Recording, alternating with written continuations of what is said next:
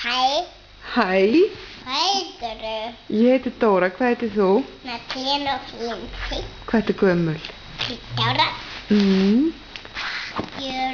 Hvað ætlar að vera þú stór? Heilalæknir. Og það? Já. Hvar ætlar þá að vinna? Upp á spítala. Upp á spítala? Já.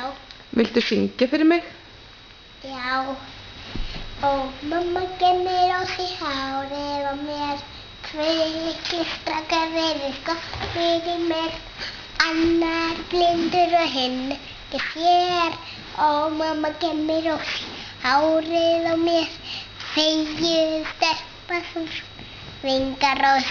Farðu heldur með henni Gunnu ljós. Þar eru kalmar og þar eru